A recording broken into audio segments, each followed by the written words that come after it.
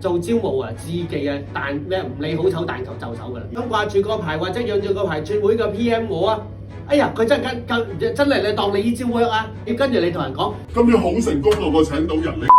嘛，你呢啲係自我感覺良好嚟嘅啫喎，咁樣叫做有個方法成功請人啊。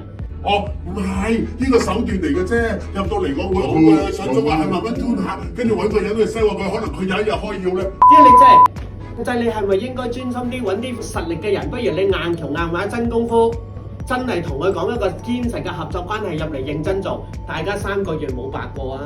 出邊唔係冇 prospect， 係自己未夠格局同本事。人生最貴係乜嘢？時間，係自己條命。做劣質嘅招募就係浪費自己同埋對方嗰條命。